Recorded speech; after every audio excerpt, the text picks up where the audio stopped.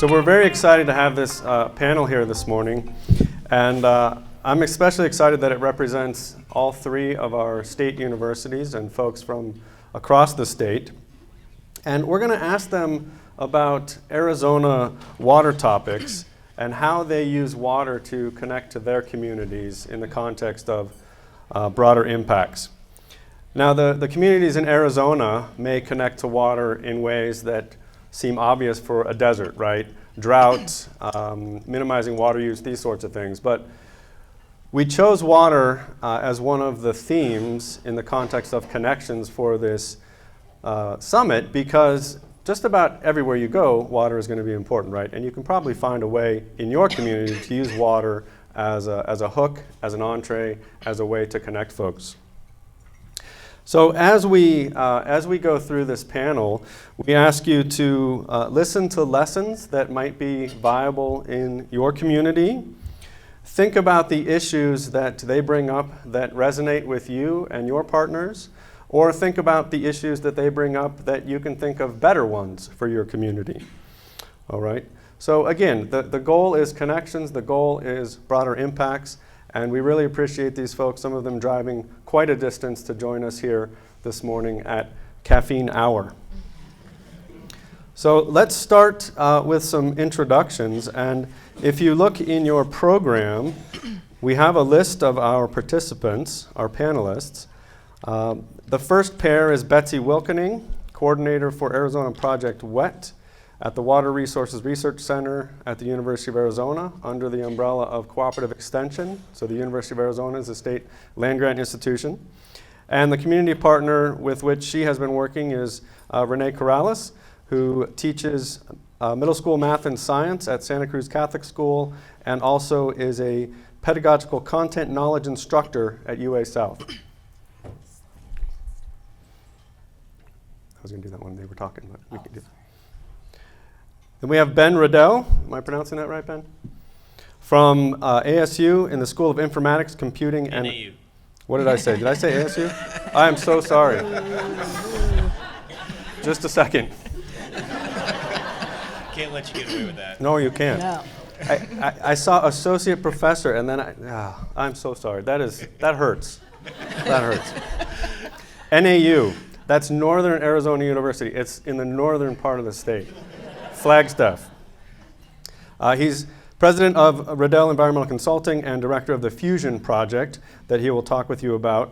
And his partner, Sean Ryan, is a professional development coordinator at the Center for Science, Teaching, and Learning at NAU. And we also have, this is an old version, I'm sorry. I'm missing somebody here. And we have SNEED, Dr. SNEED from ASU. That's south of NAU, but it's north of U of A. Senior instructional designer with Future H2O. And what we asked the panelists to do was introduce themselves. I went through that because I figured they probably weren't going to give all those long titles, but I wanted you to hear them. And they'll say a few words about what they do, and then we will get into asking them some questions, and then we will also ask you, the audience, to join us in asking them some questions as well. So why don't we start off with the slide that we have up from Northern Arizona University, FEWSION. I can't see the slide, so There. I'm guessing there's something about fusion on that slide. So I'm Ben Ruddell. I am a researcher primarily, and we have a project called FEWSION. It's NSF funded, and broader impacts are a very important part of our project. The project has two different broader impact dimensions that are both related to water. The first, which is not as important for this audience, is our digital presence. So just Monday, we launched a FEWView, which is a tool that lets people in the United States go and look at their community's supply chains. FEWSION is a food, energy, water systems data science project. And so we are mapping and visualizing all of the supply chains for U.S. communities. And that includes things like, where does my water supply come from?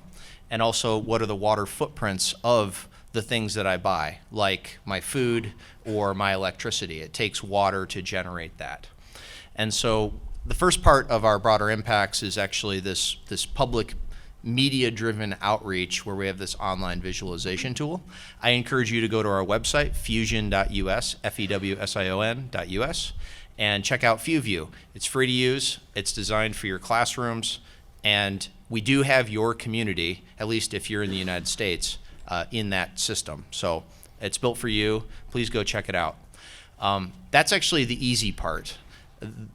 The other aspect of our broader impacts is a citizen science project called Fusion for Community Resilience, or F4R.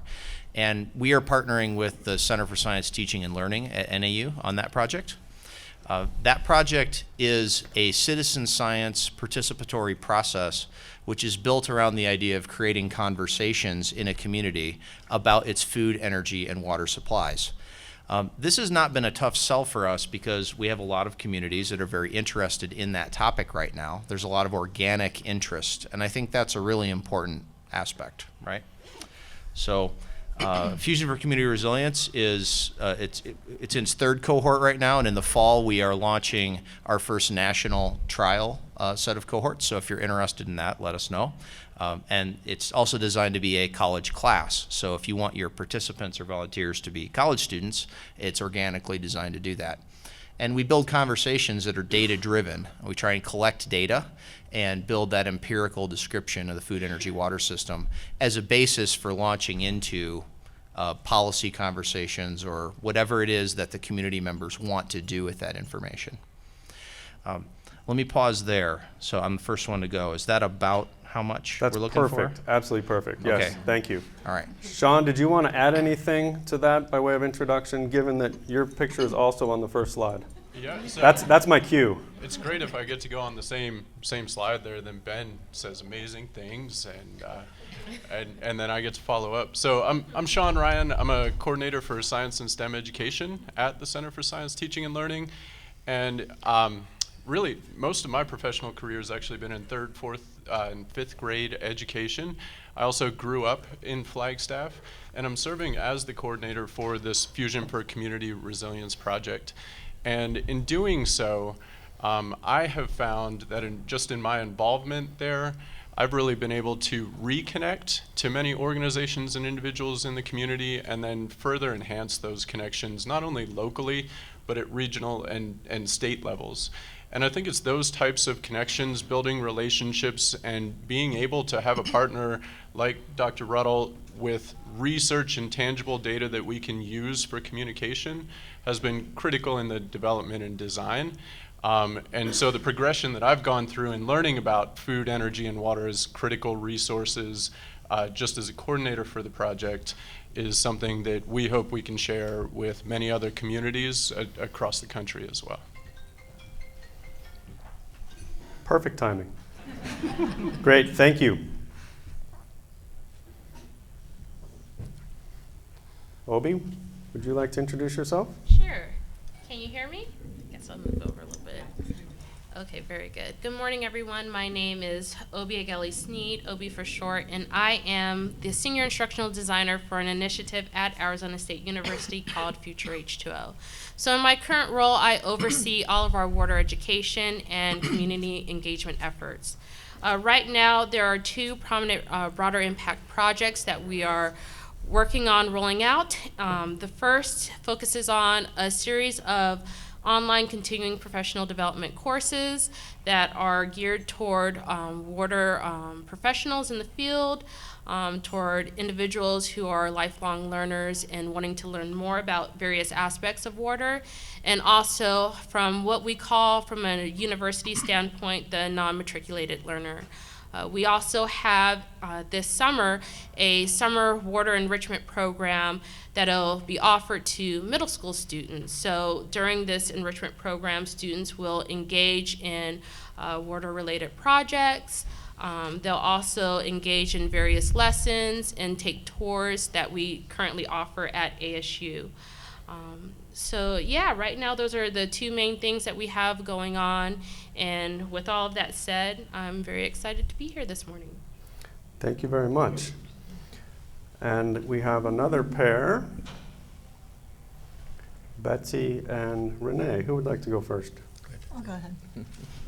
So I work with Arizona Project WED at the University of Arizona, as you mentioned before, as part of Cooperative Extension, and we're across the state of Arizona. So our mission is to develop STEM literacy and water stewardship through 3 pathways: teacher professional development, direct student engagement, and direct student instruction, I should say, and community engagement.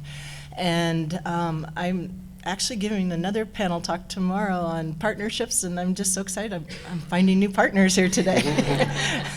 But the project that we're going to highlight today is a partnership that we have with a local nonprofit called Watershed Management Group, that their mission is to improve sustainability around water practices. And we have partnered with them on a NOAA environmental literacy grant to build community resilience against our climate threats of increased temperature, extended drought, and extreme storm events. And within this project, at the core of it is a cohort of 16 teachers. I think we're actually up to 17 teachers now. And over the 4-year project, they've been working to develop climate literacy curriculums. We are trying to build resiliency through planting the rain and growing shade. And so we've worked with them and with Watershed Management Group to develop engineering design curriculums of rainwater harvesting systems. And then we're installing these systems at the school, rain basins, trying to grow shade, native plants, and then turning those rain basins into living laboratories where the students are engaged in citizen science. And I'll let Rene talk about his role. Hi, my name is Rene Corrales. I'm currently at Santa Cruz Catholic School doing middle school teaching. I came this way from the opposite direction of what most people do. I went from training postdocs to training graduate students to training undergraduates, and now to high school, and now to middle school. So I have this like inverted funnel where you've got all this expertise, and then you got to teach these kids all this broadness.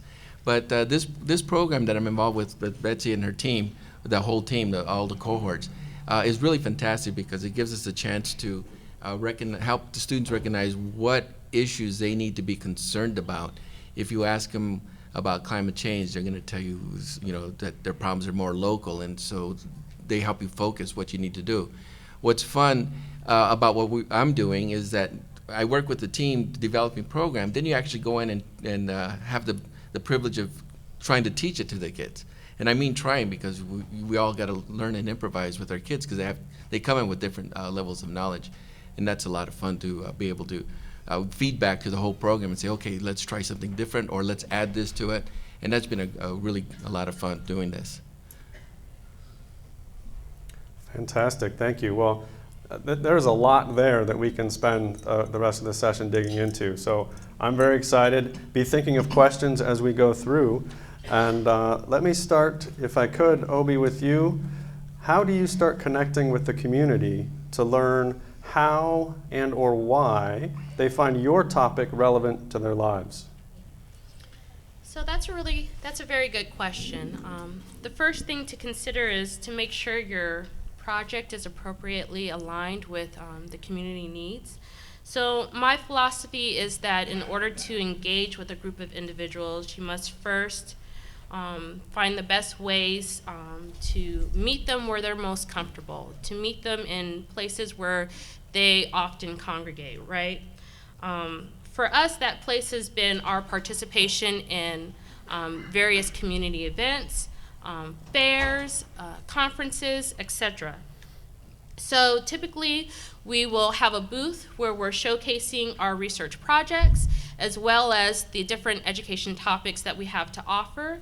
And that serves as a point, kind of a point of entry where the community members are coming up to our booth, they're intrigued, they want to learn more and ask questions. And during those discussions is when they often share with us stories about different needs in their particular communities. And it really gets things kind of moving in a direction to see where we can either have a partnership or engage, or maybe even be able to provide a solution for a community to meet their needs. Great, thank you. Let's put that same question to Ben and Sean. Ben, how do you start connecting with the community to learn how and why they find your topic relevant to their lives? Right, so I'll approach this from a researcher's perspective. So I came to Flagstaff in 2016. I haven't been there very long. I don't have roots in the community. I don't have my own relationships. And so I think the key here is clearly listening, right? You have to listen, and you need to build relationships in order to listen. But how are you supposed to do that if you're a researcher or a specialist in some topic, especially if you haven't spent your whole life in a community? I think the way that you do that, so logistically, is that you have to tap into existing networks. And in Flagstaff, we have CSTL at the university, and CSTL institutionalizes those relationships. They provide continuity, and they work on several different projects. And so by tapping into that network, and by working with people like Sean, who actually just in their person bridge their community network and the university by virtue of having been in the community for a long time, knowing everybody, and also being a part of the university. By tapping into those networks, I think that's really the key for us to be able to have those relationships and do that listening. I wouldn't be able to build that myself, and I think even to try would be crazy. We wouldn't be able to get it done in 3 or 4 years with any amount of effort. So that infrastructure, that institutionalization, that longitudinal presence in the community has to be there. So I think these boundary organizations that have a long-term presence and that work with several different types of projects are really the cornerstone of that process for me in order to be able to listen. Right, the connections and relationships, that certainly resonates with what Susan introduced yesterday, right? Sean, anything you want to add to that? Yeah, I think really once we got to get rolling with conversations with Ben as far as this look at food, energy, and water systems, it made so much sense for me within our community and as an educator that anybody, any age, schools on up through all of us and grown-ups beyond, connect to food, energy, and water at fundamental levels. They're critical resources, and they provide a great step for engagement and seeing what matters most to people in their daily lives, as well as thinking about the future. So the educational connections were fantastic. And then as the Fusion for Community Resilience project developed, this is a citizen science project, and it was designed in a way to be co-developed. So what we chose to do was recruit a small focused group of interested citizens through some of the organizations in the community. And when we did, we had this really broad spectrum of food, energy, and water content and topics, as well as some directives of things to evaluate or try to test in the community. And what we really tried to leverage was all of those powerful relationships that those volunteers, that those community members had. So to have them look at that content and be able to say what was relevant, what had key connections to the community, is something that I can't value or thank them enough for in what they did in a first year pilot or kind of co-development process that we did for this project. And that's really helped to hone things in. It's identified applications within the community. We found some critical pieces where as we think academically about food, energy, and water, and you start thinking about connections, those systems are so broad and so big, and if you start trying to look at connections, the connections can be endless. And the role that the community and the volunteers have really played is to draw that in and say, how do we make that meaningful? What are samples and what's most important that we could focus on so that people can connect with these ideas and move forward? And in doing so, that's been really powerful.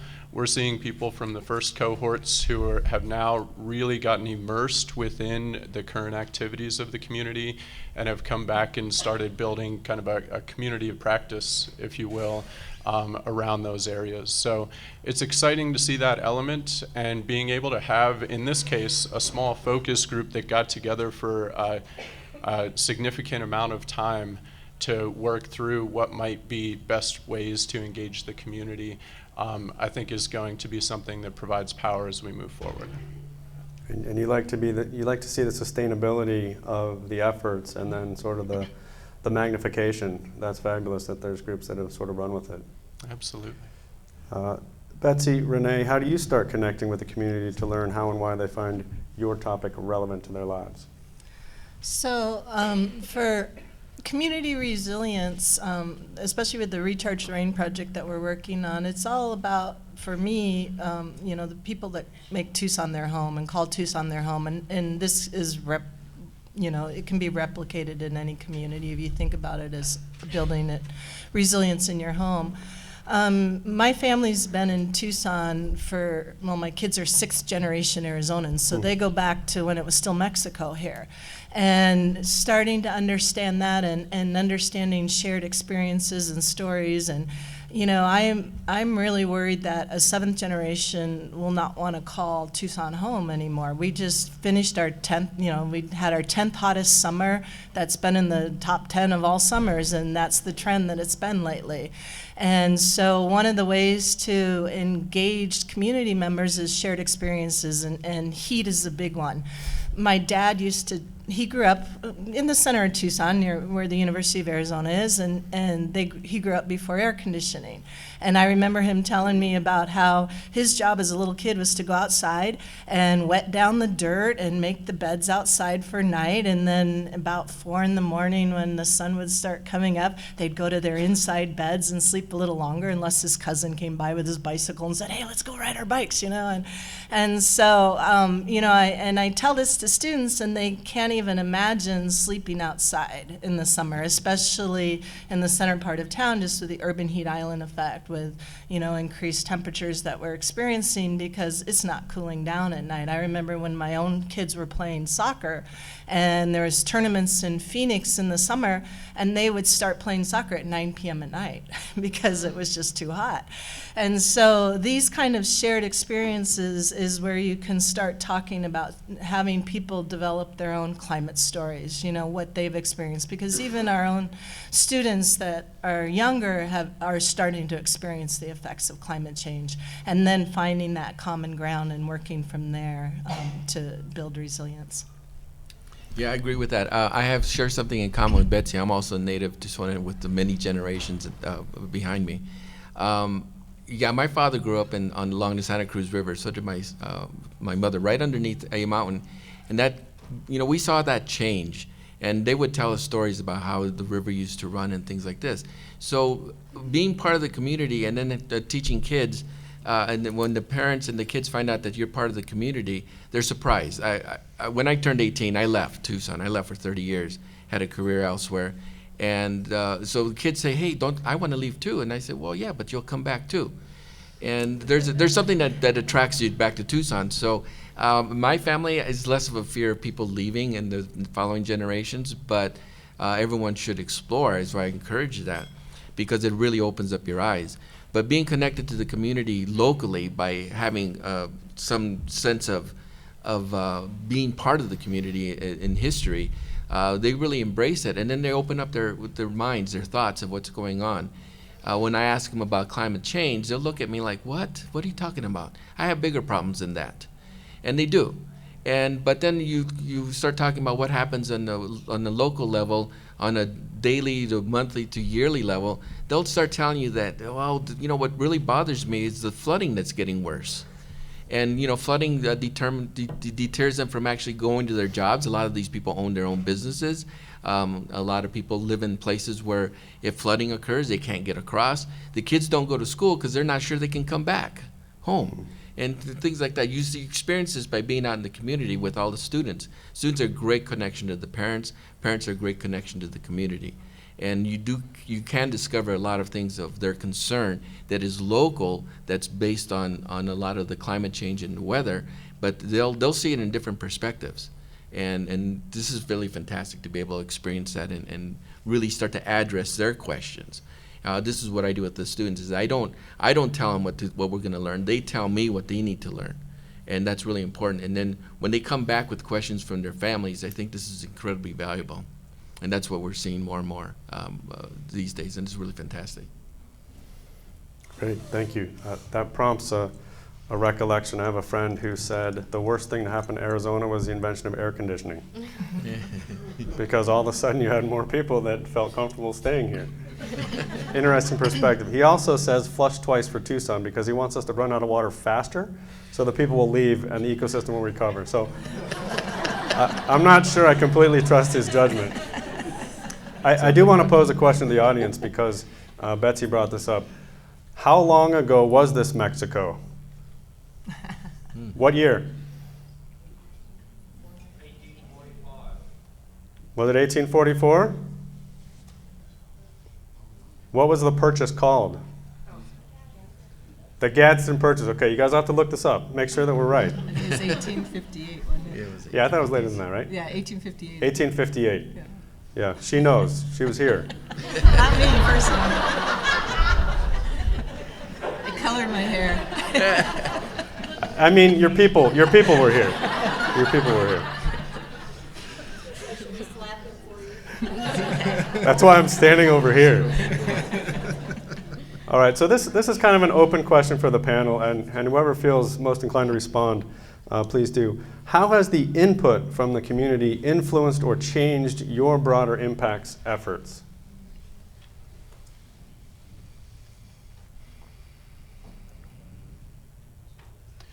You know, and I might get things started that I think I touched on it a little bit as far as what our focus group of citizen scientists brought to the table and really helped to sort in terms of topics, but community input continues to be invaluable in this process. That we have a part of this that's data focused. We want to be able to provide data and provide visualizations that people can use to help drive conversation, which might sound great and all, and usually that sounds great. We're going to drive evidence-based conversation, but without having a context or really giving an example, then people say, yeah, great conversations. What does that really mean, or how might this help me out?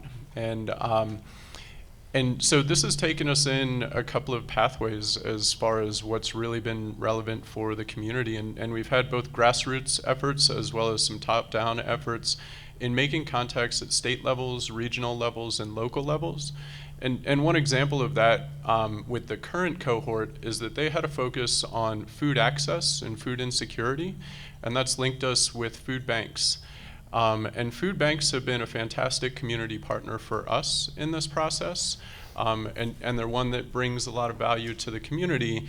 And that's part of what they're looking for and seeking, is they know that there's a value in being able to provide data or visualize the data of what their partnerships are, what their flow is, how much food they're sending out to communities, and trying to identify what the need is in communities as well. So they're looking for tools and ways to really address the areas that have a highest need of food access or food insecurity. And there are some data tools that could be provided to them. An example that we've worked with recently is St. Mary's Food Bank. They stretch across like 8 counties in their service area, 600 partners. Each of those partners, as we get to a local level in Flagstaff, we have Flagstaff Family Food Center, and they work with an additional 30 partners within the local community network. So with food banks, it doesn't take long to start making connections to many other organizations that are focused on food, energy, and water access issues.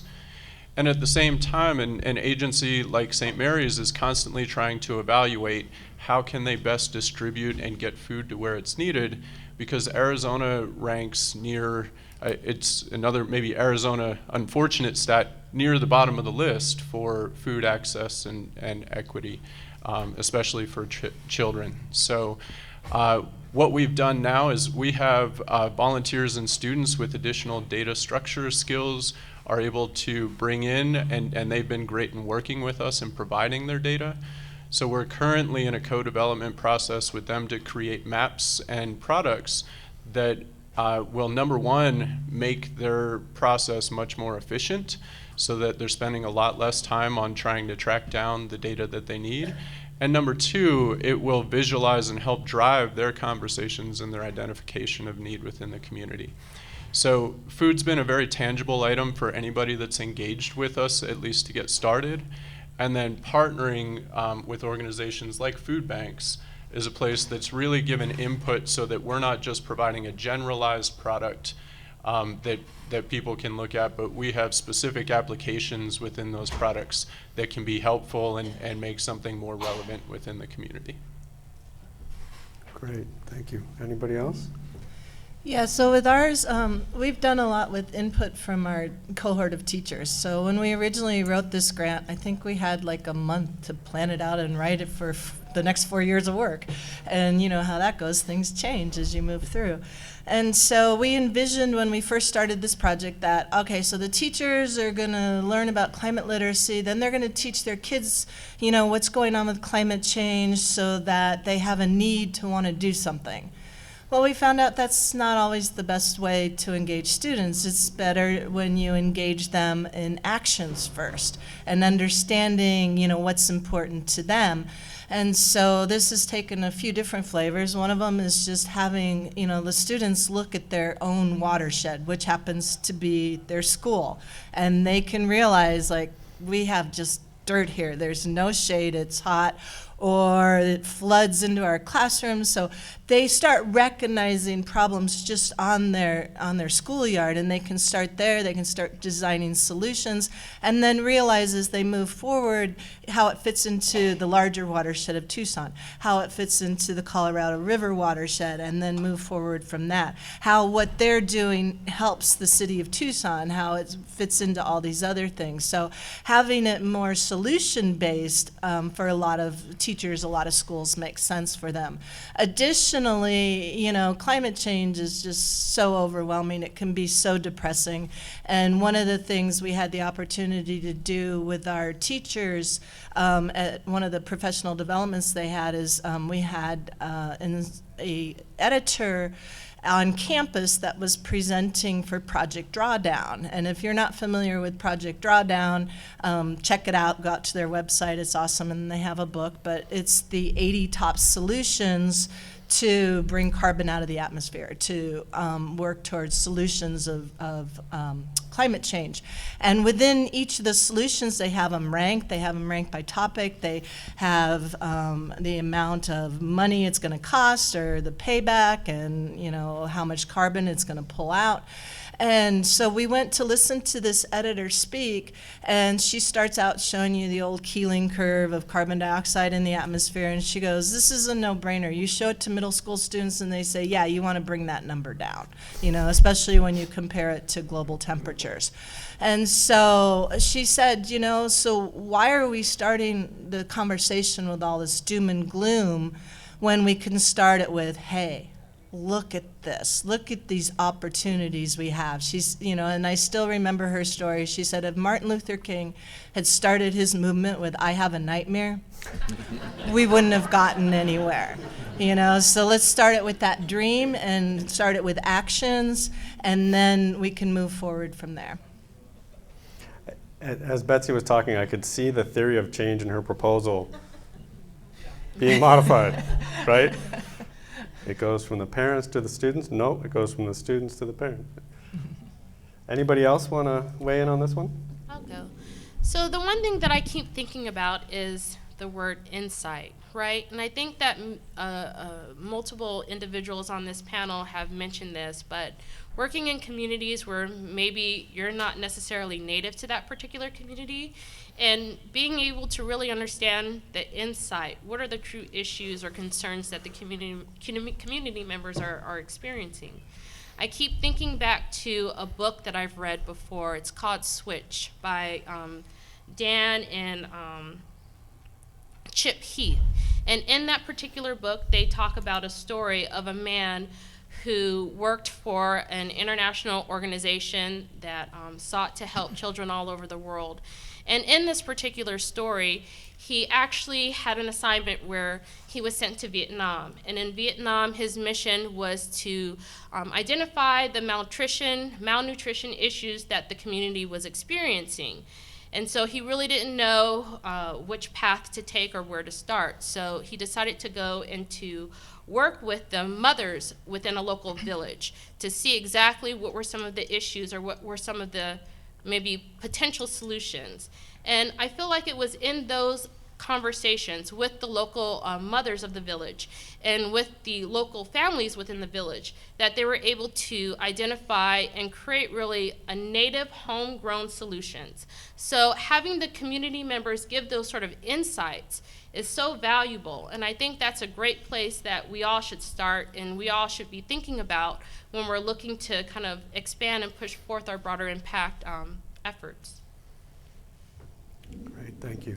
Yes, Ben. I think we've learned a lot in the area of water and also food, energy, water systems about what's doable and what isn't. That's one of the main things I've learned. So, for instance, we've discovered that it's very hard to get water data, and that might not be the first place to start in the conversation. And we've discovered that food banks are and local grocers and farmers markets are very interested in working with us. So I think that going with the flow a bit and understanding where You you're guys get that? likely to succeed is good. Yeah, great. Thank you. One last comment. I'm just writing on this. One of the things when people used to ask me, like, well, there's all this flooding, I can't do anything about it. Well, what I've learned with this program, especially working with Watershed Management Group, is that there are solutions that everyone can contribute something local. And, you know, the whole idea is to get the rainwater to sink in where it falls, right? And if you start teaching that concept to families, they start doing it. And all of a sudden, next thing you know, they have gardens in their backyard because they have a water source. So, you know, solutions lead to new things that they weren't certain that they could do, and it's kind of fun. Then they realize they are contributing to reducing the amount of flooding that occurs that affects them a lot. It's interesting to me to note that, you know, we started out with water, but we've touched on a number of other topics. And I think that's sort of the reality when you start talking about Earth systems. You can't sort of tug on one thing without it affecting everything else. And the food, energy, water connection and that connection to health, I think is a great one to sort of be exploring as a way to connect with communities. If you were to sort of revisit the best way to connect with communities, would you stick with water, or would you pick something else that lets you bring in water sort of along the way? So, since we are Arizona Project WET, and we are sponsored by, you know, a lot of our programs are sponsored by water utilities and stuff, we have to stick with water. But one of the things that we've done a lot in our teacher professional development is systems thinking, and looking at systems and how all of those systems are interconnected. And we use Cornell, the Distinction Systems, Relationships, and Perspectives program, work with them, and see, you know, start out local, you know, making distinctions like what is a watershed not, and then what are the parts of a watershed, what is the watershed a part of, and then you start going into all these different areas and realizing how they are interconnected. And so you may end up more with, you know, talking about heat, but you can't talk about heat without understanding how it's connected to your watershed.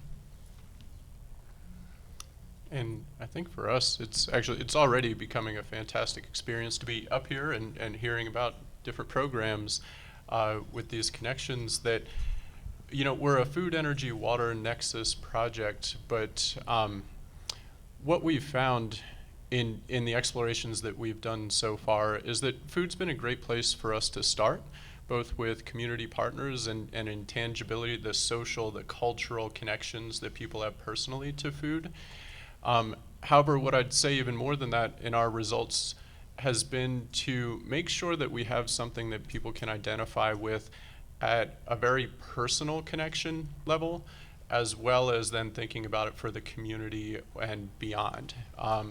And so I think both food and water are things that people can go right from that even immediate consumption piece to thinking about what's happening in their yard, what's happening in the drainages, the flows, the floods, the roads, the impacts that are all around them, the things that they tangibly see.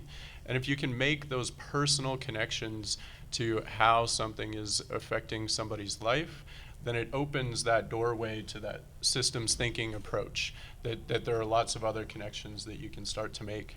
And as I understand it, as I continually learn from having this kind of university and academic partnership, the FEWSION project itself really just started out with the question of what is a water footprint for a community? But in starting to think about what's the water footprint in a community, you can't do that without saying, well, what's the effect of the food that the community is eating? How much water is being used nationally or globally for the food that a community brings in? And so if you're starting to look at that footprint, those impacts, those larger scale connections in the systems, you start to tie in these other components as well. So I really appreciate that approach of systems thinking, and then also, in the development of the project, we find really solid connections to both food and then also water along the way. That really lit a light bulb for me when you articulated why food is so valuable. If you think about it, that's a multi-sensory experience, right? And it goes back into your childhood, and that's embedded in your culture. And if you go and look for cookbooks, right, you can find hundreds of thousands of cookbooks. But if you were to publish a book on how the water salinity and the mineral content is different here from there, that's not a very exciting set of differences, right? So the smells, the tastes, the experiences, I think that's a great insight. And to me, water and energy, yes, there's differences around the world, mostly with how you procure those things or develop those things, but not in the experience of them. Yeah. Allow me to put my my professor hat on for a second. So I work on systems, and I just wanted to reinforce what Sean said. There's an argument to be made that that all systems are pretty complicated, often complex, and they don't really have edges or boundaries. We as an engineer, I was taught in school that there's equations that define the systems, but that's really not true. You can maybe calculate one aspect, but even the equation itself is just a window into a system. It isn't the system. It's a way of talking about one aspect of the system. Systems are complicated, and so if it's true that they have maybe a center or core elements but not a boundary, you need to figure out how to grab onto one part. And it's not so important which one you start with. What's important is that you, in your relationships, your connections, your way of viewing the world, that you're able to reach into that system and grab onto one piece of it. Start there, start someplace you can access, and then branch out with the connections. And my point here is actually that's even what I do as an engineer or a PhD, is I start with one piece that I can understand or measure or access that makes sense for me, and then I start from there. The fact that it's a mass balance or something in the college classroom, in your context, it might be a community volunteer organization or a backyard garden that is your point of contact. But that's how we all access systems, and I think that's the only way that I've figured out to work with them. So feel good about doing that. There isn't a system science or a right way to access systems. This is the approach we use. I think it's also germane to sort of the idea you don't need to grab onto the whole system and everybody all at once. Don't wait for perfection. Just start with the connections you have. Mm-hmm. Yeah, and it'll access the rest of it. Anybody else? Okay. Let's shift a little bit, and you've talked about this sort of without identifying it in sort of bullet point, but if you were given just a minute or two to articulate to somebody what are the pieces of advice you would give in forming authentic community connections with research, what would you suggest? How do you make those effective and sustainable? What advice would you give folks that are new to this and want to figure that out? Go first. So I believe that my first piece of advice, and I think it was said earlier in today's discussion panel, when you were discussing to really listen to the community members, But it's taking it one step further, not just to listen, but to really hear them. Because there's one thing when you're just listening to someone and hearing the words that they have to say, but really hear and understand what they're trying to say. So that would be my first piece of advice. My second piece of advice would be to really think about how can you create more community-centric solutions, so involving community members in the research and the decision-making process so that they can feel that their input is valued and that their input is also being heard. And the last piece of advice would be to, kind of what I shared earlier, to create homegrown or native solutions, right? It's always important for community members to not only feel like their input is being heard, but the solutions are really coming from members within their community. So I always like to think about, okay, so once we go into these communities, we have all of these great projects that we're working on and all of these different things that we're doing. Well, what happens once we leave? Or how can the project continue to be sustainable? How can this continue to go on?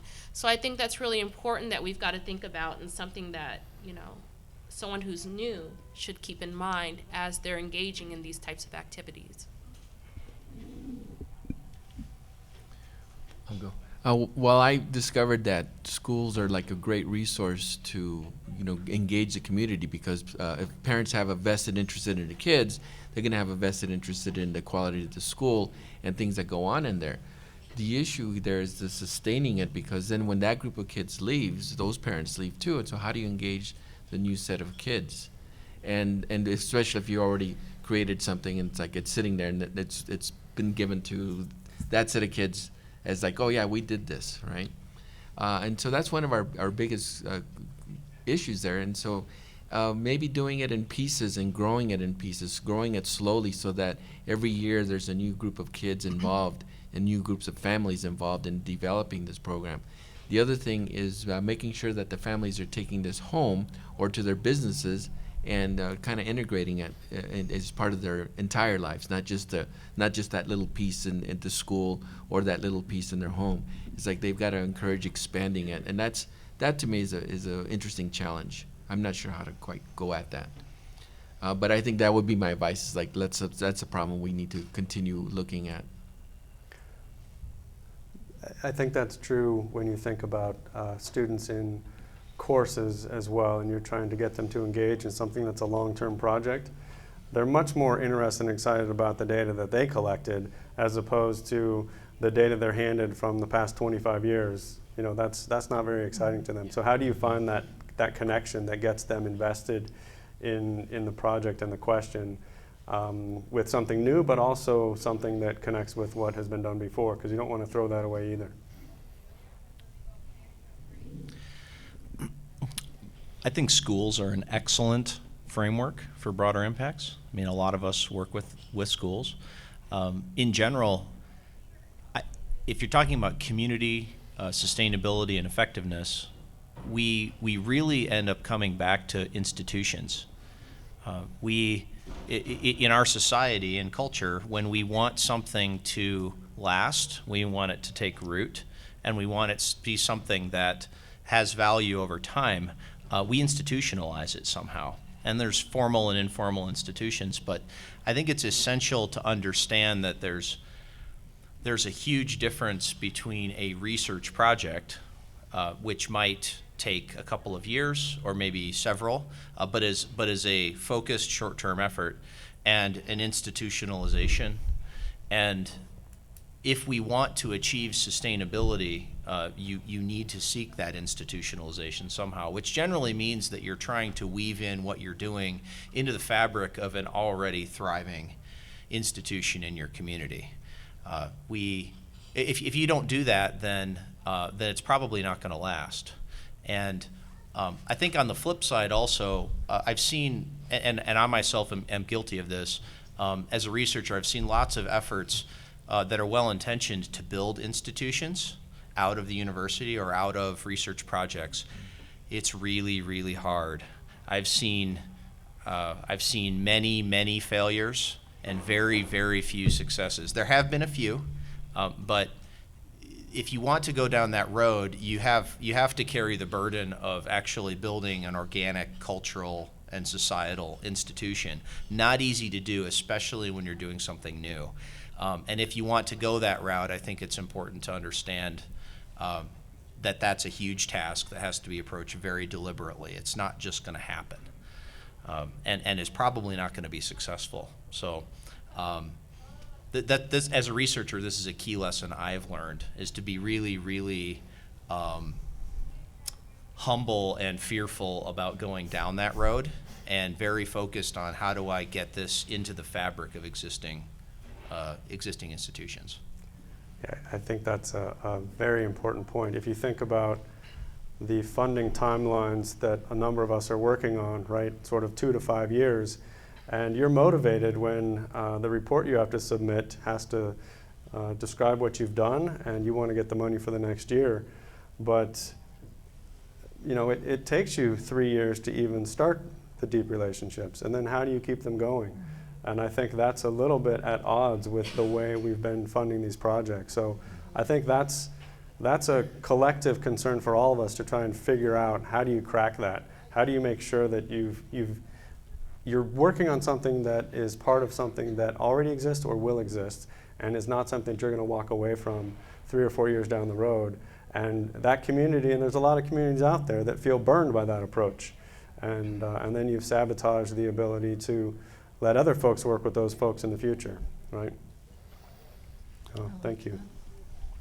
So when we were looking at sustainability, as Obi talked about, there's actually a couple of resources that we looked at that helped us out, and one of them is the Climate Resilience Toolkit from NOAA.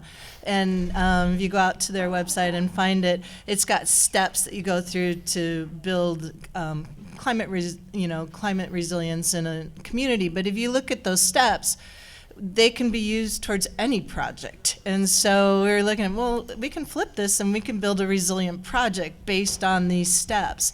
Another resource that I had the opportunity to get involved with last fall was the North American Association of Environmental Educators. They have a really nice guide on community engagement, and they have, it's a lot of really good practices to follow, as long as, in creating a sustainable community engagement project and listening to your stakeholders and all that stuff. So along those lines, a few of the lessons that we've learned in our project is turn setbacks into opportunities. As I know with teachers, it's really difficult with teachers as far as being able to commit to a 4-year project. And so we've had some teacher turnover, and every time something happens, we've been able to flip it and maybe bring in a new teacher at that school and look at things in a different way. So when we first started out, we were only looking at STEM teachers. Now we've incorporated fine arts into our program, and it's taken our program in a whole different direction, which is really encouraging because it brings in a whole nother engagement opportunity to engage the public into building community resilience. The other piece of advice that we learned too, and this is outlined in the NAAEE guidelines, is to celebrate your successes. And so that's really important. Like each little success you have, make sure you're celebrating that and moving forward with that.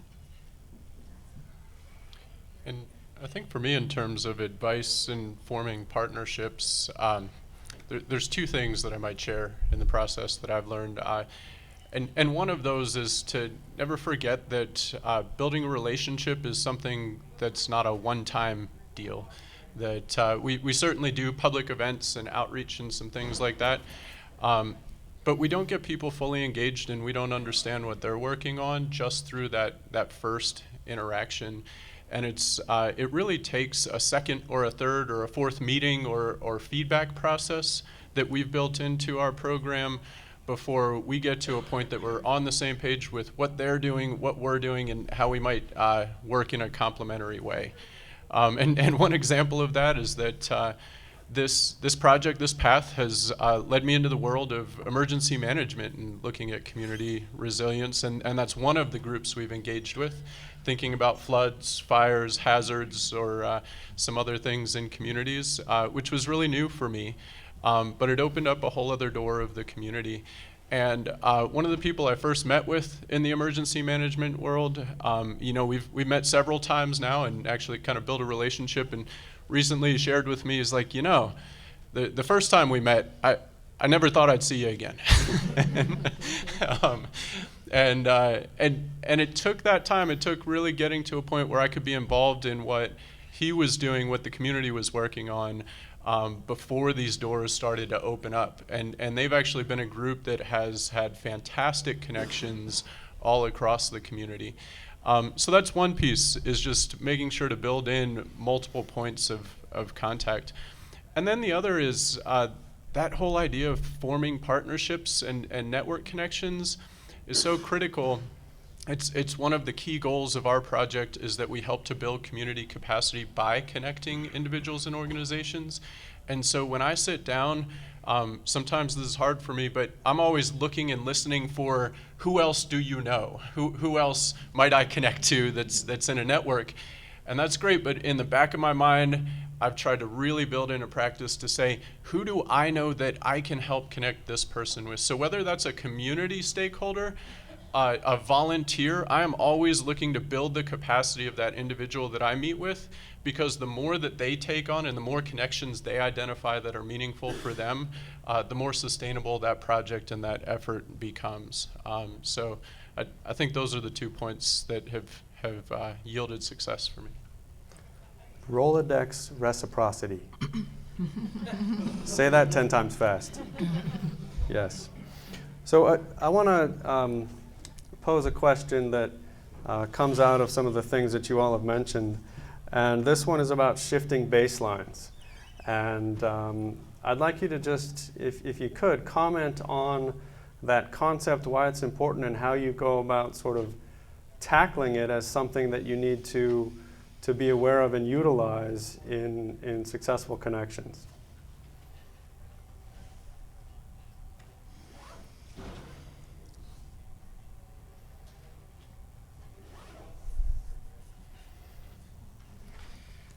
Well, I think with shifting baselines, is, you know, as you mentioned before, and we've noticed in our project, is that, you know, especially with working with community resilience, you know, things are changing all the time, and, you know, even in science, things change really quickly. And so you have to be flexible. You have to adapt to that. And, you know, and just realize that, oh, well, we weren't really planning on that, but, you know, we can go ahead and move in this direction, and, oh, and look, you know, what it's provided us. So what was the second part of the question with shifting baseline?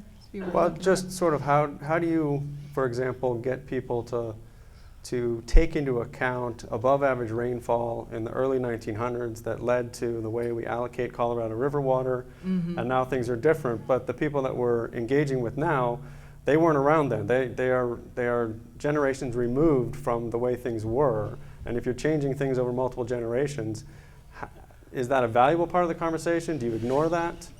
How do you get people to connect to that knowledge 6 generations back, for example? Well, I know, like, specifically with that whole thing with the Colorado River, you know, we have lessons that we do with that part of it. But yeah, I think part of it, especially with climate, is realizing how, you know, things used to be and moving forward. There's a term called environmental amnesia. And basically what that is, you know, people are just accepting the new normals. They're adapting and they're moving forward. And so there's some value with that, but there's also something lost with that. You know, if we realize that, you know, it's always gonna, you know, we're not going to be able to survive in Tucson on an evaporative cooler because the temperatures are just too hot. You know, I think we've lost something. You know, if we accept the fact that, you know, all of our desert is graded, we have just concrete everywhere. You know, there's some value to going back to what used to be and having people experience that in some areas, because especially with watershed management, especially with understanding heat island effect, a lot of what was old is new again. You know, those practices are still valuable, and if we go back to those practices, we can start reaping some of those benefits, because the way we used to do things in Tucson just doesn't make sense. You know, in the, you know, designing our roads where that's where we just convey all their water, it goes off, none of it sinks in, we have all this heat. But if you go back generations and realize that's not what they used to do, bringing back that old stuff and redoing it is pretty valuable. And maybe to build on that, this is really, for me, where I'm kind of this liaison between community engagement and things happening at the university. It's where I see incredible value in the partnership with universities and the research that occurs. That there are times from a community level where we've lost those stories, we've lost those experiences to be able to even just relate or connect on a personal level. And yet there's so much fantastic research that's being done as far as understanding what historic systems have been, what kinds of things have been happening scientifically now and through the past. And so to be able to connect that kind of academic research, those cutting edge pieces of what people have focused on, is a way for us to to immerse people in identifying what those stories have been from the past and uniting that with what their current experience is now, so that they can look towards what might we balance between those adaptations and innovations with critical lessons that we might learn from before. And just to add to what Betsy and Sean has shared, I keep thinking about access and presentation. So the access of knowledge and the presentation of that information, right?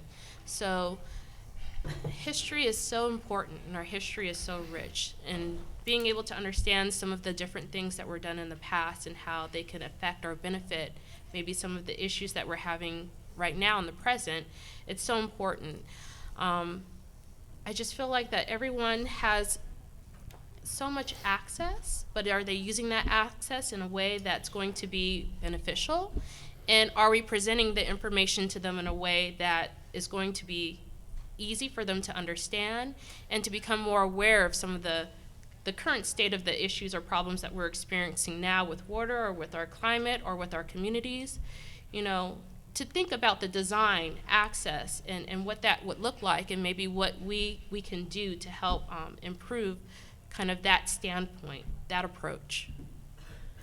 I think maybe that also resonates with me in thinking what stories get told in our society, in our culture, and what stories have not been told.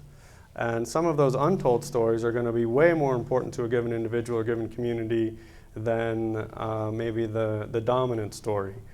And I'm reminded of, maybe somebody heard the NPR story just a couple days ago about a faculty member who teaches his students by exploring cold cases from the 1940s and trying to figure out what happened to these folks, and even sometimes being able to find where this unfortunate victim is buried, and exploring the whole story connected to that. So I think that's a very valuable point. Access and presentation of the information. And that can be a learning opportunity for whatever group you're working with, helping to either tell that story or even find that story. Right. Yeah. Can I Of really course. digress here? You might think this is off topic, but there's a movie that just came out called La Llorona.